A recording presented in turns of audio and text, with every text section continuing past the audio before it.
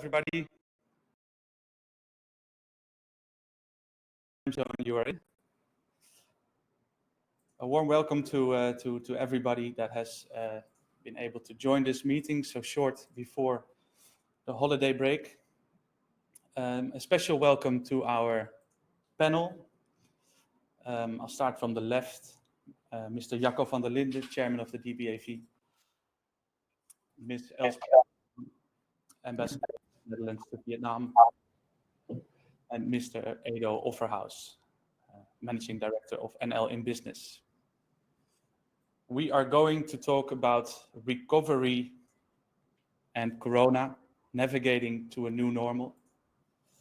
The topics that we will cover they will differ. We'll get to that in a second. The content of the webinar will be interactive. The idea is that you ask a lot of questions and discuss a lot in the chat. This call will take about 45 minutes to an hour. And we will record the webinar and send a post read with the recording. So you can check later. I would like to start by introducing Ms. Elsbeth Akkerman to the stage. Thank you. You already managed to put your webcam on. That's great. Oh, sorry, am I too early? No, not at all. It was actually a great timing. Welcome. First off, I would say thank you very much for making time for this, for talking and discussing so directly with the Dutch community in Vietnam. And yeah, I'm really looking forward to having this conversation with you. Same here, and I see everybody who's in the call at the moment. So it's really nice to catch up with many people that I know well, as I've been here for 2 years by now, but with whom I've not had the opportunity to catch up already for quite a long time. So it's very nice that we have this forum, this call, this webinar this afternoon to say hi from a distance and feel everybody to be very close again. So it's much appreciated from my side as well. Yeah, that's perfect. That's perfect. Thank you very much. And I will take a moment to introduce Edo to the stage. Edo, I'm going to request your cam to be on.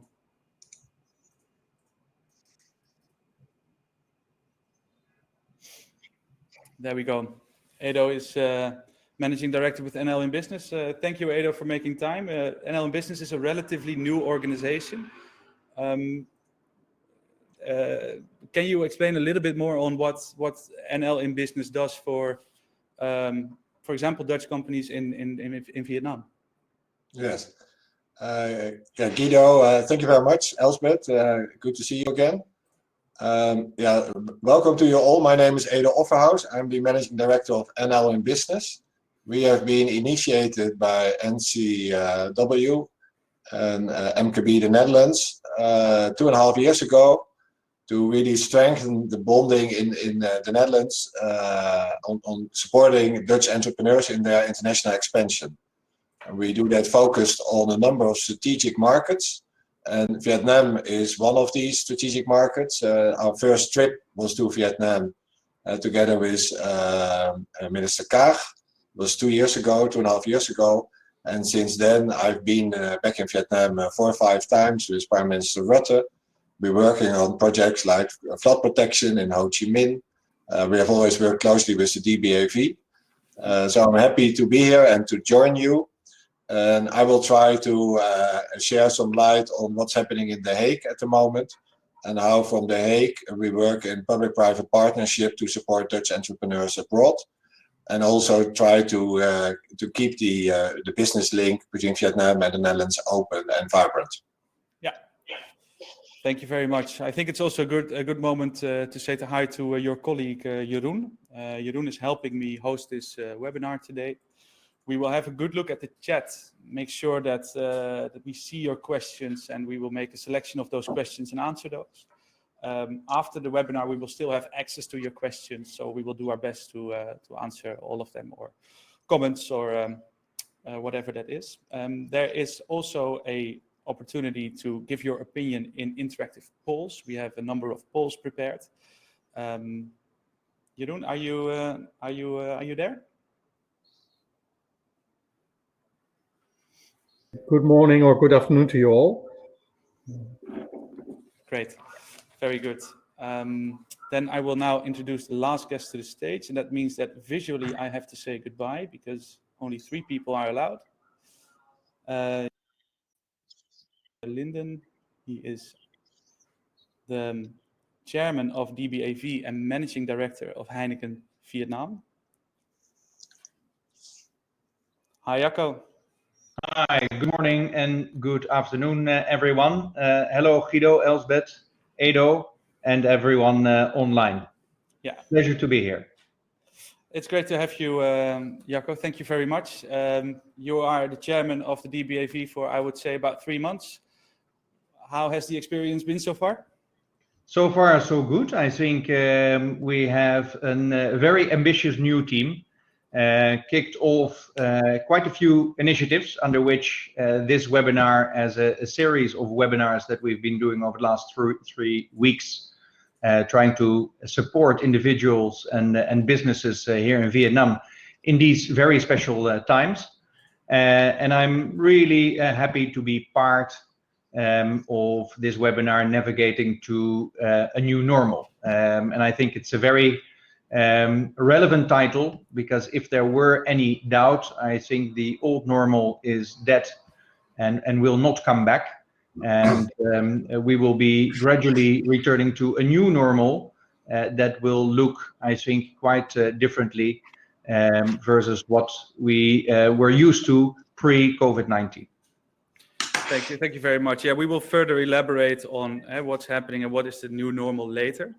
Jeroen, maybe it's nice to start the session off with a poll so that the viewers can also see how they can give their opinions. Are you able to share a poll with us?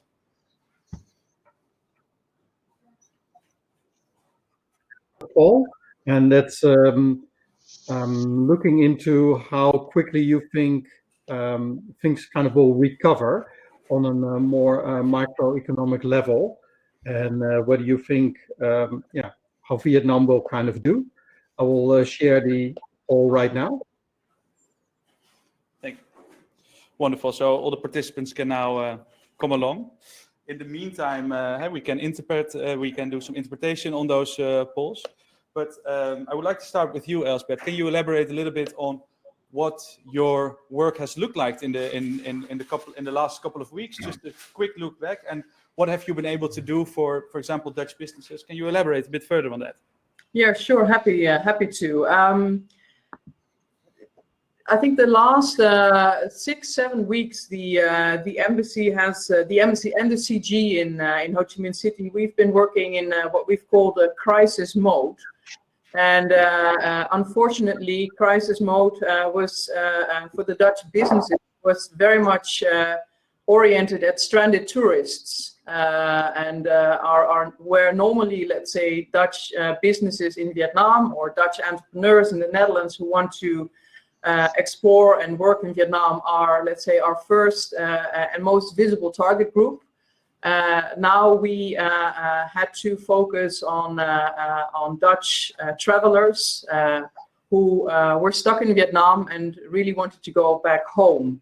And as a Ministry of Foreign Affairs, that was also our first priority. So we had to not abandon, but deprioritize, perhaps a bit is a better word, our topical agenda, and the engaging and the networking with our much appreciated partners in Vietnam and in the Netherlands, and really have a very close eye to the interests, the well-being and the welfare of all these other Dutch people who were here in Vietnam, enjoying themselves until it was time to leave. We are now also transferring back to a new normal, which means that we will still have a very close eye to those Dutch people who are stranded in Vietnam, but we're very happy to catch up with the topical agenda. So we are transitioning back to the new normal. But I must say that I really like the chosen title of this webinar, not only because, as Jacco rightly said, we are working to a new normal and the old normal is sort of non-existent anymore, but it is also navigating. Navigating for me means we're like a little ship on a big and wild sea, and our destination is not entirely clear, nor is the route that we will follow. Some heavy winds ahead of us probably, but perhaps also some positive push, because I really feel that that Vietnam and the Vietnamese government is eager to keep its position as an open economy and a country in the heart of ASEAN, very much open for trade relations, very much open for foreign direct investors. That does not mean that trading with Vietnam or investing in Vietnam is a walk in the park, but the fact that they have been continuously working also towards the ratification of the EU-Vietnam Free Trade Agreement is, for me, a very clear signal that the serious partnership with in which they have engaged in the past 2 years, that they are ready and willing to continue that. So that's great. Thank you. I think if you look at the poll, which has been largely filled out by everybody else, which is about whether Vietnam will be a winner or a loser after this crisis. Jacco, can you maybe elaborate a little bit on what we're seeing? Yeah, I think we're coming out of a crisis now where a lot of companies have been managing cash very, very closely. have seen value chain disruptions, bad debts. So we've been just adjusting to a kind of crisis as normal first, where instead of, for example, at Heineken, instead of managing a P&L on profit and loss, we suddenly have to manage cash on a monthly, weekly, and even a daily basis. I think if we come out of this, maybe we can specify the new normal. I think initially we will have a new normal with COVID-19 still existent, which probably requires us to establish new norms. For example, continued hygiene, social distancing practices, but also establishing new travel norms. I think travel will become significantly more expensive, and less travel will become part of our new normal as we continue to rely on virtual meetings. And I think what Elsbeth touched upon was the navigating. I think we need to be prepared to continuously move between scenarios. If you listen to the medical experts, there's a lot of medical experts that forecast a second or maybe even a third wave. Let's not hope so. But if we now, as businesses at this point in time, only plan for recovery and growth, in terms of supply chains, in terms of customers, credit, cash, etc., that might be the wrong thing to do. And then I think after that, we will see a new normal post COVID-19, where we will be dealing with slow economic recovery that might be much more severe than we currently think. And I think with deeply changed consumer and customer behavior.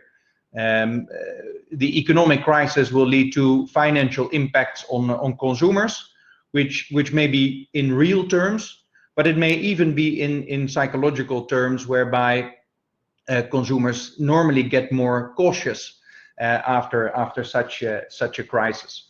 How Vietnam will be positioned in this, that remains to be seen. Normally, what you see with relatively low GDP per capita countries is that the depth of the crisis is normally a bit deeper because there are less cushions. However, the recovery is often a bit quicker. So I'm not an expert in this, but that is at least what we hope will happen or forecast to happen at Heineken. Yeah, Vietnam has gotten some applause for the way they managed the COVID situation internationally. The articles that have been published have been quite remarkable. In the Netherlands, not quite so. There's been massive criticism to the Dutch government. But what seems impressive is the recovery agenda that Edo might be able to talk a little bit further about. There are a few slides, Edo, that you would like to introduce, and maybe that Jacco or Elsbeth or myself or the chat can ask questions about what that means for them.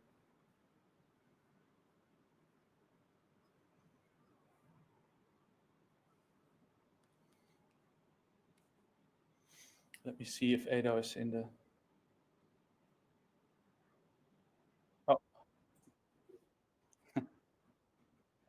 Yeah, thanks. Jacco and Elsbeth have been saying. First and foremost, Southeast Asia and Vietnam is for us truly a strategic region. We were early March in Indonesia together with the King and 4 members of cabinet. And actually we would have been in Vietnam around this time together with Mr. Hans de Boer to talk about all kind of projects in Ho Chi Minh and in Hanoi. After we returned from Indonesia, we were a bit taken by surprise by the lockdown in the Netherlands.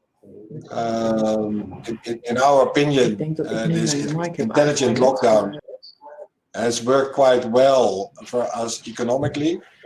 What you see in Europe is that Northern Europe is more or less still open for business. Southern Europe is still in a lot of turmoil. And Rotterdam, Amsterdam are still open. The connections with Germany are open. So the Netherlands as a kind of gateway to Europe is still functioning.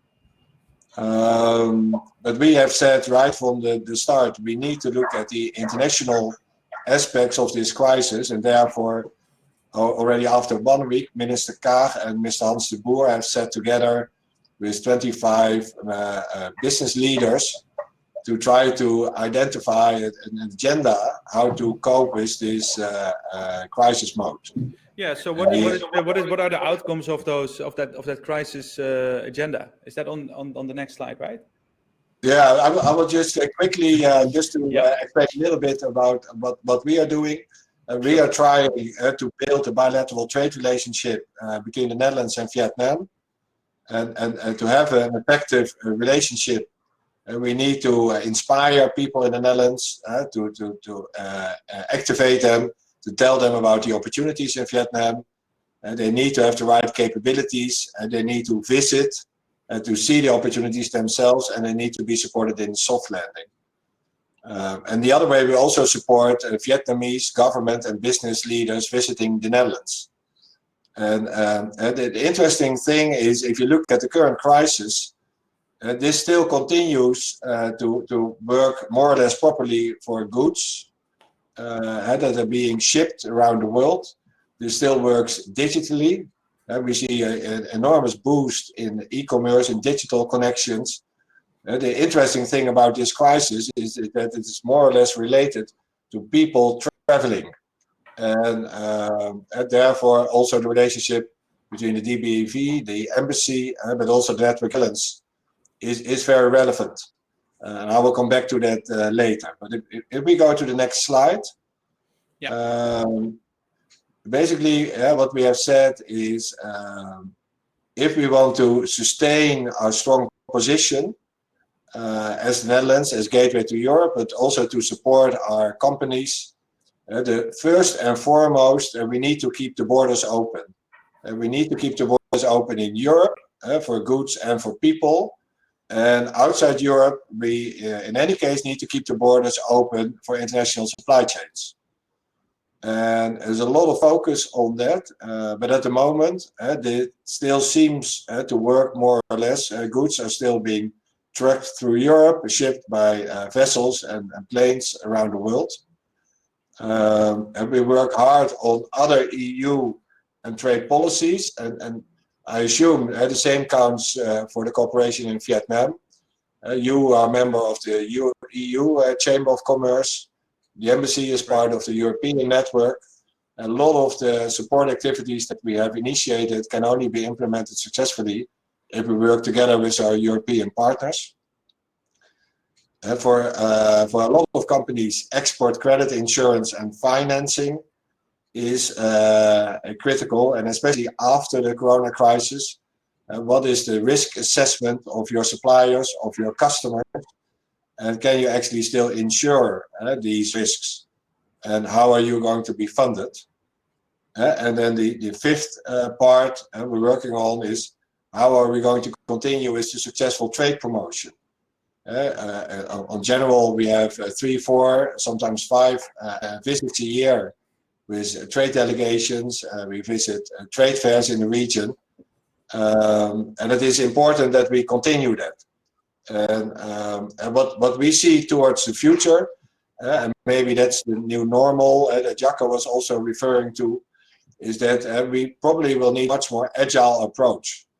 So the chances that we continue to travel together with the King or the Prime Minister and 250 captains of industry, those chances are limited for the next 18 to 24 months. So it will be more multiple focused missions, there will be more digital experiments, and that is basically what we're working on. I'm working on it from the Netherlands, but my final comment would be we also need your input. What kind of support is needed from the public-private institutions in the Netherlands, to enable you to continue your business in Vietnam? And I would like to elaborate on that a little bit further later on in the questions and answers. Yeah, that's perfect. Thank you. And yeah, it's been rather quiet in the chat so far, mostly about technical issues. Well, that is a part of the new digital life, I suppose. Jeroen, do you think there is a nice poll that you can start and to start the discussion? Yes, maybe it's also good to have a look at the previous two polls that we put out. Yeah. So one was about how long will it take for Vietnam to recover to pre-COVID-19 growth levels, kind of. And I think, well, you see that most people think actually that will take till kind of next year. And some even think that it might even take even longer than that. But clearly, as was indicated already previously, most people think that ultimately Vietnam will do very well, will come out as a loser, will come out as strong or stronger than previously. And I think that was also what Jacco hinted at. Yeah. We have indeed another poll that asks more about how the companies are doing themselves. Are they kind of ready when, themselves for the new situation? Let me share that one right now.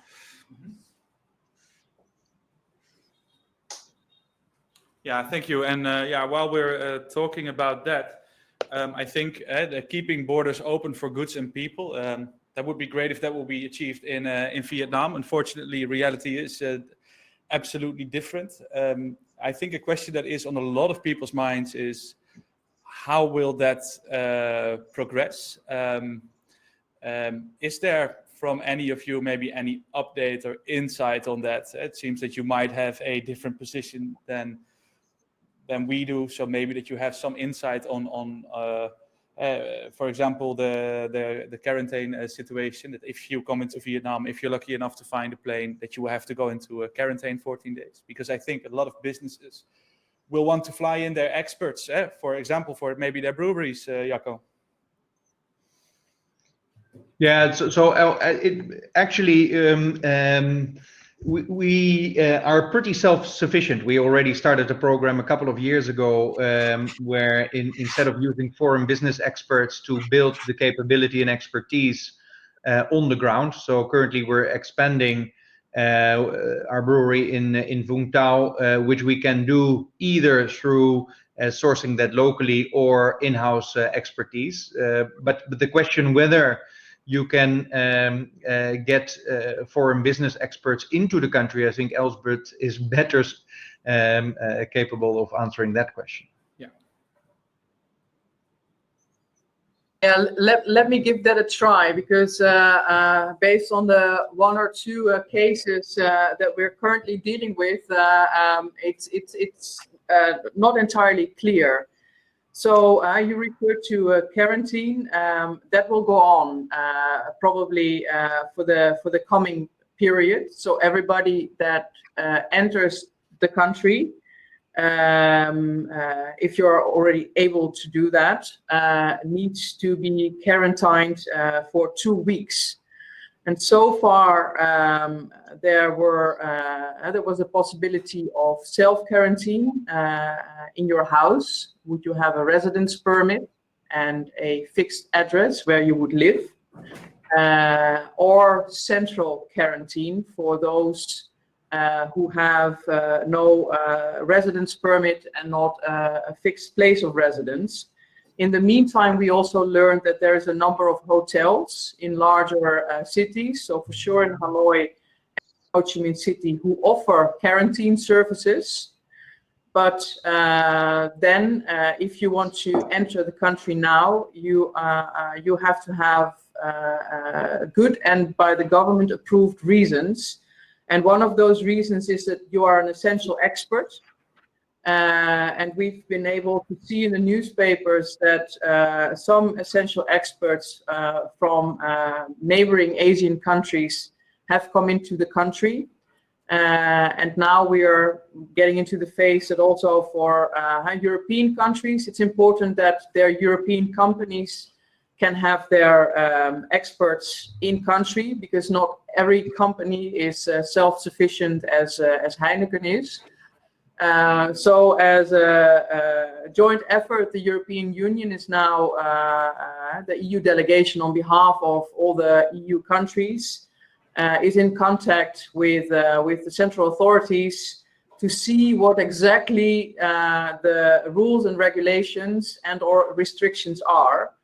And what we will have to deal with, as we had to deal with in the past few weeks, is that not only the national government plays a role here, but also the local authorities. So Vietnam, eventually, it's on the one hand side, it's governed very top down, but there's also quite a lot of room for provinces or bigger cities to establish their own regulations. But we'll make sure that ASAP, the embassy has a clear perspective, and the CG has a clear perspective on what the rules and regulations are. And then hopefully we'll soon have also the opportunity to test it in practice, because if we're able to test it in practice, it means that the country is opening up for business again, also for us. Yeah. Well, maybe I can add something to this from our perspective. I think if we are honest, already in Europe, it is hugely complex to keep these borders open. It's incredible, but even between Germany and the Netherlands, there was a lot of debate about it, and it was North Rhine-Westphalia who kept the borders open, with Belgium, with France. So I think we should not be naive, and what we see in any case is more borders opening on a regional level than on a global level. But having said that, and in honesty, that also opportunities offers opportunities for the Dutch entrepreneurs being present in Vietnam, because there are also a lot of business people in the Netherlands who actually need feet on the ground in Vietnam, and they can't travel.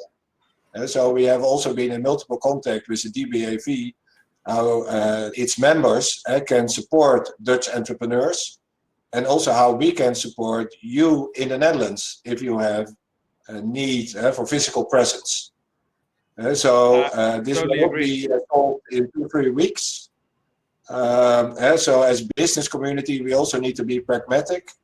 And we know that the corporates, they have their offices in the Netherlands and in Vietnam. But if you don't, then either you can be of support for Dutch entrepreneurs who need physical presence in Vietnam, or we can support you in the Netherlands with finding the right people. That's an offer, but it is also, it could also be a business opportunity. Absolutely. Yeah. Jacco, can you maybe add a little bit on what the DBAV's position is in that matter? Yeah, I think I would fully concur with Edo. What we've been trying to do over the last couple of weeks is provide game plans, checklists for businesses to ensure that they are thinking about the right things. We relate information from the Vietnamese government to the Dutch business community on the latest information. As I mentioned, different webinars on various topics. We had a webinar on legal implications with regard to staff and trying to create flexibility with regard to workforce and clarify that. Also managing in times of adversity, and how do you keep resilience within your organization. But I think as a DBAV, we're also very much open to the views of everyone who is watching and listening, what we can do to support you more. As I said, we have a new board, we have a new team, and please feel free to reach out to Guido and team, because we're here to connect Vietnam with the Netherlands and vice versa, and to connect people with knowledge. And that is, I think, our core business as a DBAV. Yeah. So to add to that, what we really want to be doing, we've done a lot already. I think the business association is simply more important than ever. But what we want to be doing more is support our members or companies that now feel that they are alone or unheard, or that cannot be helped by the more traditional institutes. And I would love to hear from all companies, and not only today in the chat, but also by email or by phone. And I will share a post read to all registration. And absolutely, I will also share my email and phone number for those who don't have that. And also, we have shared a survey where we ask for what our business association can do to help. So despite that we're already positioned ourselves a lot more strongly, we also play a vital role today in bringing institutes together, what we call Team NL. I think it's great that we offer this platform, but we're really looking to do more, and input from our members. This is a member association. At the end of the day, is really required. So that just to add to those words, Jacco. And Jeroen, can I maybe ask you to share the result of the previous poll that you shared? Yes, sure. So we asked how companies were doing. Are they ready to kind of start in the short term? And I think that's a kind of a mixed response, as you can see. About 2/3 answered so far, but there are clearly some companies that are not ready yet to kind of move for the next normal, to reopen. And I think if you look at the chat, that's also kind of maybe related to that. Some questions have, for instance, been asked about, yes, I'm a foreign entrepreneur in Vietnam, but now I just moved back to the Netherlands. So how do I come back?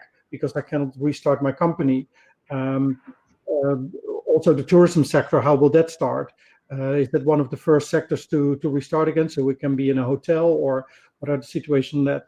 Elsbeth, is that maybe something you can answer, particularly about how entrepreneurs can come back, or when they can come back to Vietnam? Do you have any insights on that? No, in all honesty, Jeroen, I really wish I could answer that question. I can only hope that it is in due course. And like Europe and also like the Netherlands at the moment, the country is not open for foreign travelers. So the embassies or the airports are currently well, they are functional, but mostly for cargo traffic, and to a very little extent for the traffic of people, and then mostly out of the country instead of inward flights. I saw an interesting question from Bas, which I also cannot answer, but that would be a very interesting approach. Would it at some point, would the government in Vietnam at some point say, well, it's safe to travel to and from certain countries or in between certain countries on the basis of a form of risk assessment? I'm not sure whether the Vietnamese government is currently considering this, but this is most certainly a question that we will be able to pose also, since it's a methodology that also the Netherlands is currently using. I hope, of course, that Vietnam and European countries open up soon for each other's people, for each other's entrepreneurs, for each other's businesses. But at the moment, I can only say that most probably until summer, it will be only on a basis of exception and not on the basis of, let's say, the new normal business that we're currently discussing. Also because if you're currently in the Netherlands, you're also currently facing the social distancing procedures that makes it difficult for you to even travel in the Netherlands and from the Netherlands towards any other European country. So I wish I had that crystal ball. I don't have it. The only thing is that I hope that we will be opening up sooner than later. And I think it's very important that, because you also ask about the exit strategy of Vietnam, how do we transition into the new normal that we're all seeking? This is also a very relevant question for the Netherlands and European countries as well. How do we ensure the Vietnamese and other Asian countries that we are not only a trustworthy partner, as we have been establishing ourselves in the past years, but how do we also ensure that it is safe and healthy again to work with people from Europe, people from the Netherlands? And the approaches in Vietnam one of tracking and tracing and containing is a bit different from the fighting of the coronavirus in the Netherlands. And that has been, let's say, very much in the media as well. So for us, as the Netherlands government, as the Netherlands business community, it is also very important that we keep explaining what our approach was, and that we are very diligent in explaining our Vietnamese partners, our Asian partners at some point in time, that it is safe again to engage with us.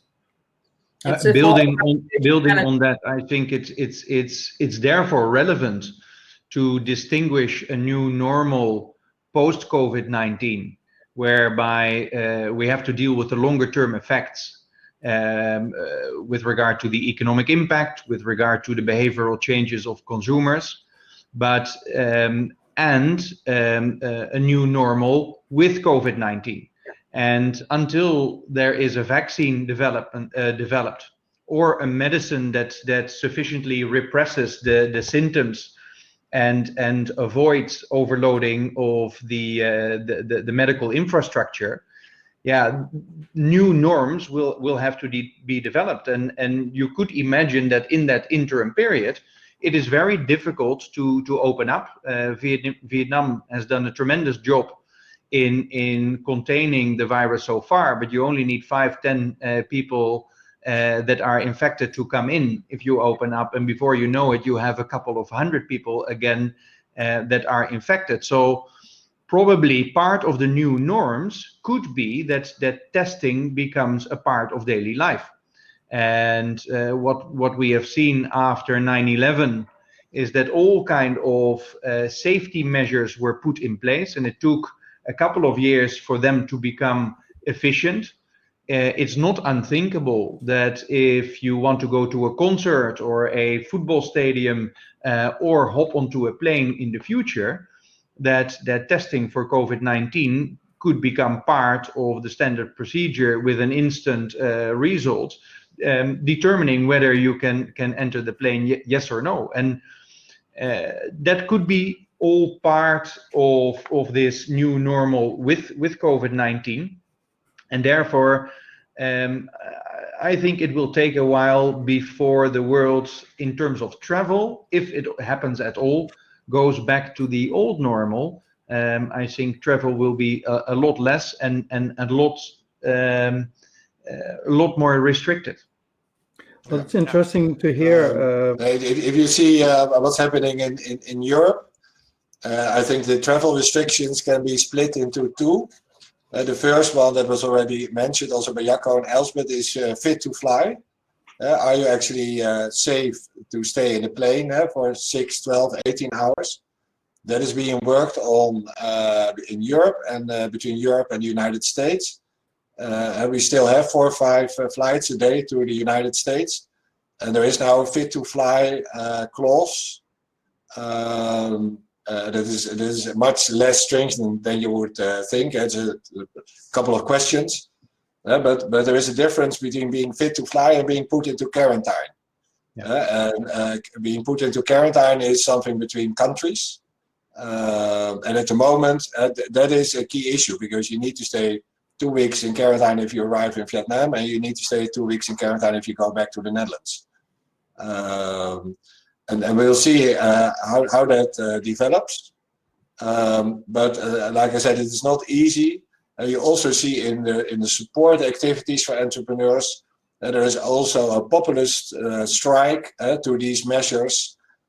Countries first, own people first. Politics are being involved.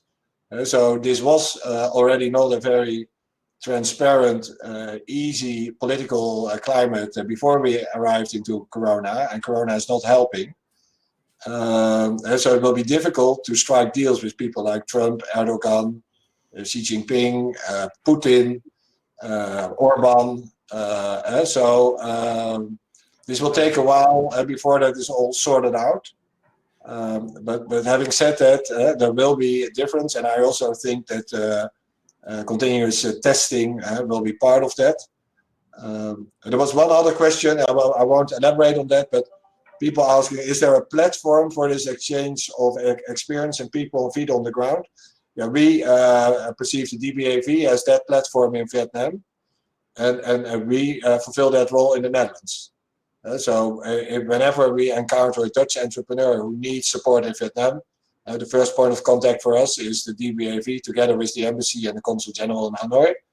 And in this kind of public-private partnership, we will then put the question out into the community.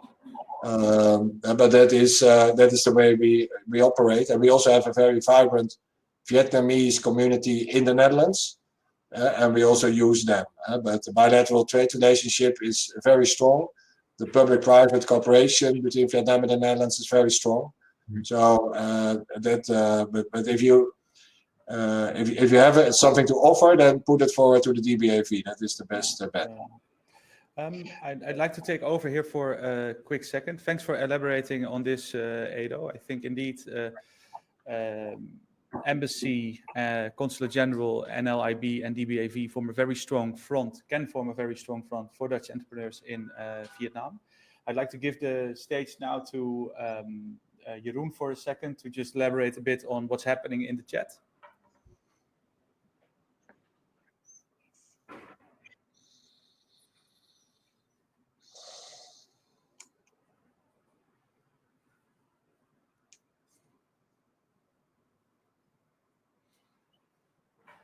I believe Jeroen's microphone is switched off at the moment, so we can hang on and wait for that for a little bit. Yeah. Can you hear me? Yeah. Oh, okay, sorry. Yes, there were quite a few questions in the chat about how to deal with the new normal with COVID-19, and for instance, what the Netherlands does on that front to support trade promotion. Edo, maybe you can elaborate a little bit more on that, like what are the plans on that to support it digitally, matchmaking, things like that? Okay. Now, a couple of things. First, and that I would also like to share that with you. There are also business people who see this whole COVID-19 as a business opportunity. And we encounter that especially from your neighbors north, who pop up more and more in the Netherlands to look at business opportunities. I can say honestly that we would probably prefer Vietnamese investors than Chinese investors. But if you have a strong network, like in any crisis, there are also opportunities. The Netherlands is still open for business. We still perceive ourselves as the gateway to Europe. And it also offers opportunities. Also the NFIA, the Netherlands Foreign Investment Agency, is also very busy at the moment with still companies looking at opportunities to establish themselves at this moment in time in Europe. So that is also an open invitation. Yeah, what we see is that Dutch entrepreneurs continue to look for opportunities, and we use Teams, we use Zoom, and we also offer prospects to Dutch entrepreneurs and the other way around. And I could very well imagine that people in Vietnam do the groundwork to identify prospects. We identify the entrepreneurs in the Netherlands, and through all kind of digital formats, we connect them to each other.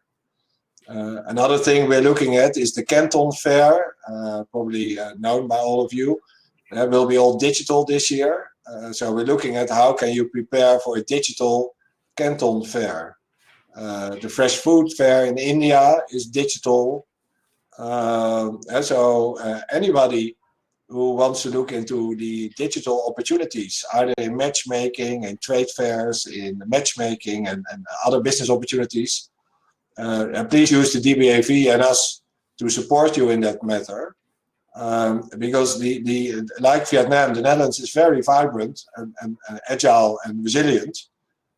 We have these round tables with Dutch entrepreneurs, and they continue to look for opportunities. Nobody's sitting at home waiting for the government to solve their issues. So you are there. You decided to stay in Vietnam in this turbulent time. We are in the Netherlands, and let's see how we can support each other together with the embassy, the DBAV, the consul general, and the board of the DBAV, because we have this strong network, and let's see how we can capitalize on it. Absolutely. maybe one question that also comes up in this is like, what are the emerging opportunities within ASEAN? So maybe Jacco, you have some ideas on that. What do you see as new economies kind of popping up or new opportunities as a result of this crisis, particularly in your region? Yeah, we see a couple of opportunities. I think one of the first opportunities was already mentioned is digital. We see a huge increase in different channels and a decrease in other channels. So, for example, not surprisingly, we saw the on-trade, so the bars, restaurants, nightclubs, etc. That was a channel that was closed for quite a while, and then we saw a shift to the off-trade. In digital, e-commerce has absolutely boomed, and I don't think it's a temporary thing. It's here to stay. If you look at the China example, Alibaba and JD.com during the SARS crisis really went up. Were able to get to economies of scale during the SARS crisis, and they never let it go. In fact, SARS was a platform for those businesses to further grow. What we also see as an opportunity, or almost as a must-do, is that what you see in Asia a lot, and what you see in relatively low GDP per capita countries, is that during times of crisis and in the initial period post-crisis, you see depremiumization of categories. So in the beer category, it is very likely, we already see it happening that less people drink Heineken. They might depremiumize from Heineken to Tiger, or even from Tiger to a mainstream brand. Now, one of the things that we have been doing is launching or bringing forward the launch of Biaviet, a new mainstream brand, to make sure that also we have a relevant proposition at the moment. So it can be a brand play where you depremiumize. It can also be that you adjust your packaging and go to smaller formats, so that the out-of-pocket money is less. I think there are additional opportunities that if you support local, you can create a lot of goodwill. So I think it was Elsbeth at the very start who mentioned the need for agility. And what we have seen as a region actually is that we started with a big marketing plan, and that we had to reduce step by step, week after week, partly because events and activations got cancelled. We had the Formula One planned, which has been postponed, etc., etc. But also as a consequence of cost cutting, which we have had to do in order to mitigate our profit line. And at a certain point in time, that became so demotivating, where every time you have a new budget and you have a new plan and you need to scale down.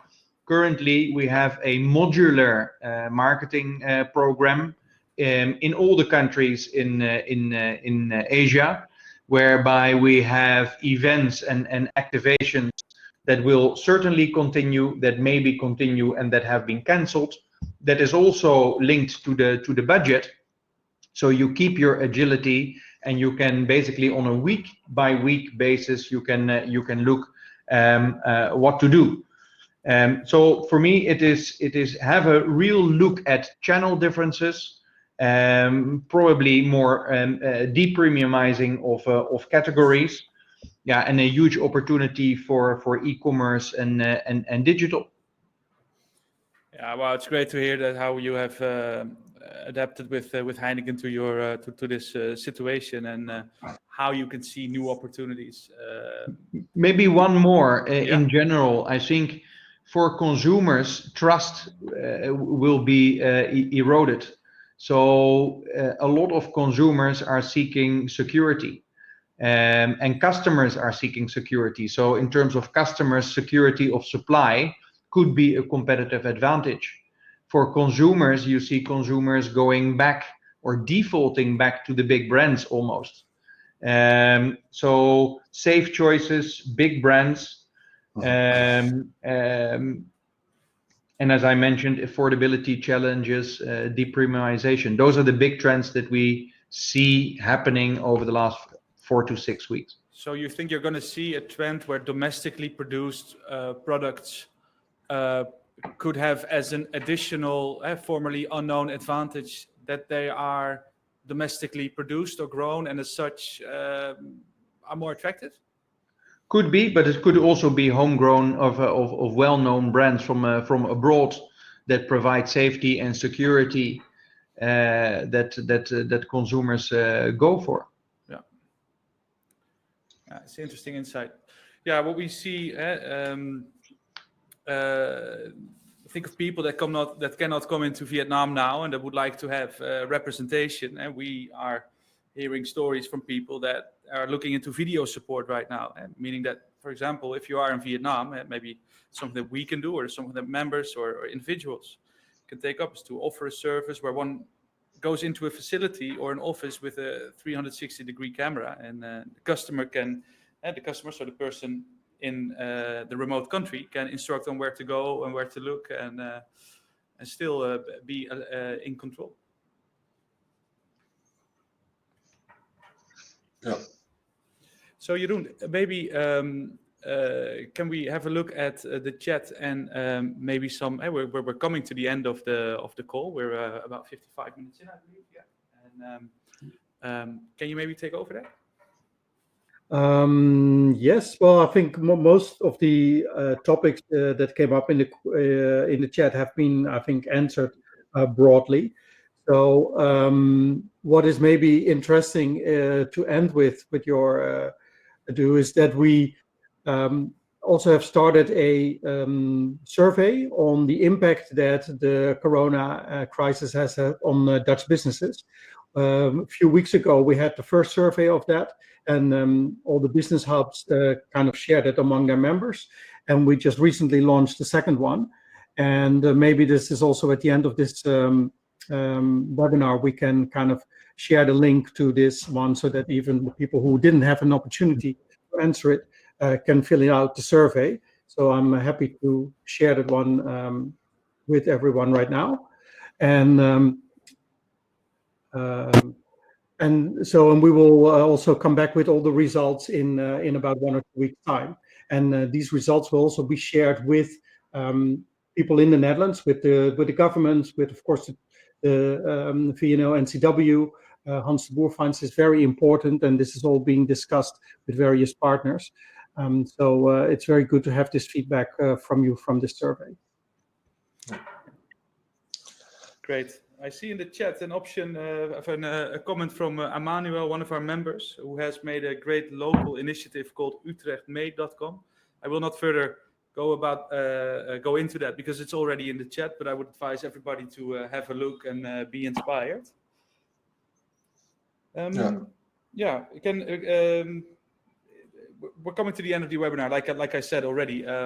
Maybe we can do a quick round past all three of you, to discuss, or maybe to bring up some things that you feel are important to close off with. Okay. Elsbeth, or? No, it's fine. It's fine if you go, Edo. Yeah, thanks. Okay. Yeah, first of all, it will make me sound like an old guy, but I was based in the region in 1998. And I've seen how vibrant Vietnam and the region is and will be. And we have no doubt that Vietnam will continue its long-term trend. I fully understand that you have decided to stay in Vietnam and continue to look after your business because Vietnam will come out strong. I don't know if it will come out stronger, but it will come out strong and will continue its long-term trend. And the other thing is the advice, but also to offer to use the full toolkit you have to influence policies, regulations, rules, and support. In Vietnam, you have a very strong embassy and consul general. You have the DBAV, you have the Eurocham. Use them to your advantage. They have different influence.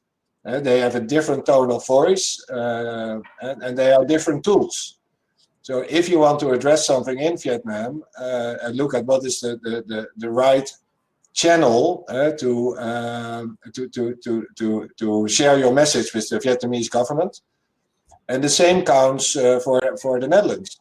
You have the Ministry of Economic Affairs, you have the Ministry of Foreign Affairs, you have Hans de Boer, Jacco, you have the RVO. Vietnam is a strategic market for us, and we will always pick up the phone if you call us. And also in The Hague, depends on what do you want to communicate and what is the best channel to do so. And the three people in this call are all experienced in trying to make that call. We will always try to support you. And like I said, we are convinced that Vietnam will continue to grow economically. And we're here in the call also to see how we can support you in that matter. And therefore, every advice or suggestion that can help us in kickstarting the bilateral trade relationship after this COVID crisis is more than welcome and will be picked up by us. Yeah, thank you very much. It's true. You need Dutch entrepreneurs in Vietnam need to share their stories. Maybe we can bundle some stories. We can bring them to local authorities or national authorities, and it will be good also to know that the new DBAV and is ready to support there. Totally, absolutely. That will not cost a lot of time, and it can in almost all cases be done free of charge as well. Jacco, do you have any takeouts that you can share? Yeah, I think maybe to close from my side, I think nobody knows how long exactly the COVID crisis will last, and nobody knows how long the economic crisis thereafter will last. And at the end of the day, I think all performances will be relative, and in that light, Vietnam is and will remain a very interesting investment opportunity and country to do business in and with, if you compare it to many other countries in the world. Fact remains that in terms of GDP per capita, growth will continue. It's a country that is growing in population with a very young population, and all the economic indicators are still very positive. So what exactly the impact of the crisis and how long it will take, nobody knows. Fact remains that the competitive position of Vietnam remains very strong. And I think the business environment here within Vietnam, medium to long term, will continue to be strong as well. So this also this will pass, and I think it's also a good message of hope. Yeah, those are very hopeful words, and I can only agree to it. Vietnam is a nice country to be in. May it even be a little bit longer than we expect, but there are worse places in the world. And also we can trust that Vietnam will come out of this crisis stronger, and I see generally an atmosphere that everybody wishes to contribute to coming back stronger out of this crisis. Yeah, I think if there's one population that is resilient, it's the Vietnamese. Yeah, totally. Yeah. Elsbeth, do you have some closing remarks? Yes, thanks. Nice bridge referring to the resilience of the Vietnamese people, Jacco. I fully agree. And where the Vietnamese people are resilient, I think the Dutch are optimistic, and especially the entrepreneurs. So for me, this webinar is really a great opportunity to be in touch again with the Dutch business community.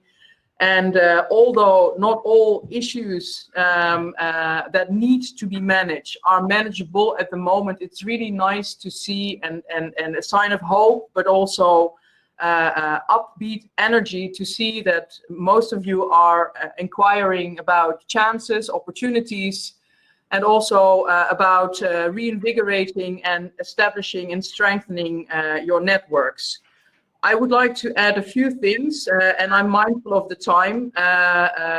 We talked about opportunities, and I think Edo and Jacco elaborated on it, but I would like to underline the fact that yesterday there was a big inquiry, so-called PAPI inquiry in Vietnam, or its outcomes were discussed.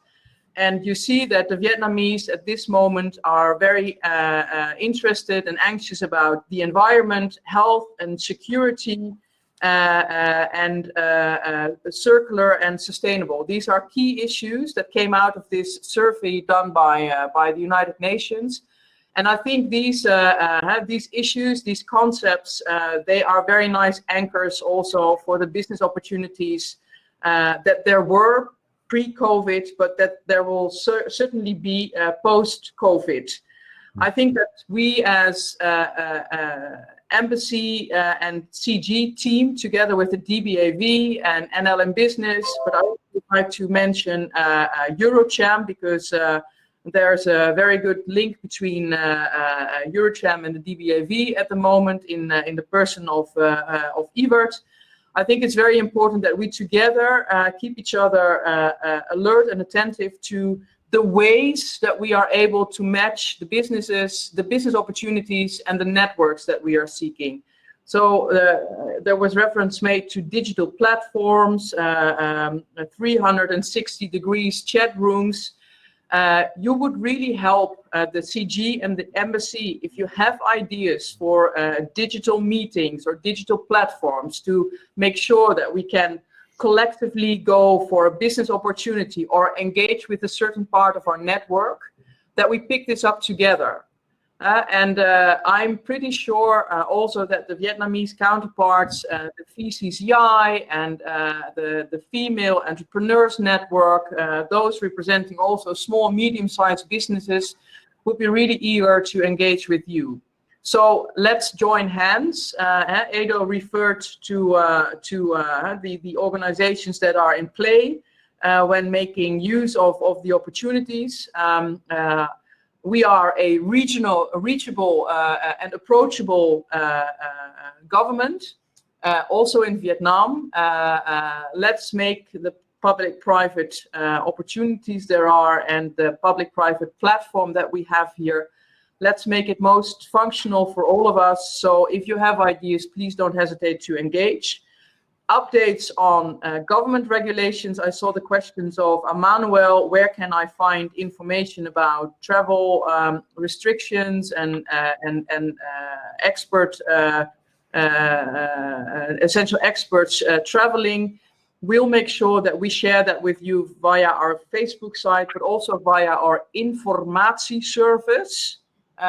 You can get an application for that, so that we keep you informed as soon as possible and as optimal as possible. So thanks again, Guido, for organizing, and everybody for giving us the opportunity to engage with you.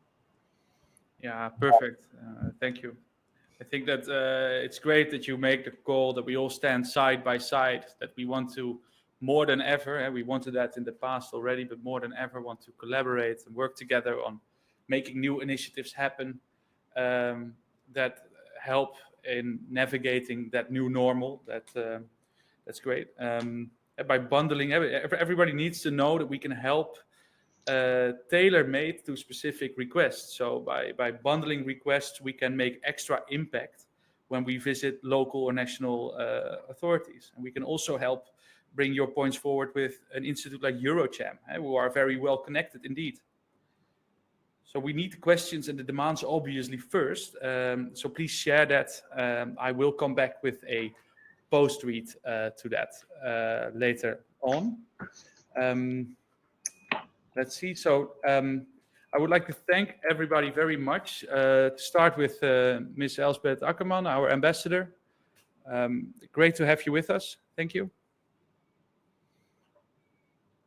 Mr. Edo Offerhaus with NLinBusiness. Thank you as well. And Jacco van der Linden, Chairman DBAV. Thank you very much to all three of you. And also Jeroen, thank you very much for helping me moderate this session this afternoon. for me, it was a great panel, some very good insights, a very optimistic atmosphere, looking over the chaos forward to the future. And surely if we keep doing that, then we will manage and definitely come out stronger. Thank you. Thanks very much, everybody, and enjoy the holiday break. Will do. Bye bye. Bye-bye.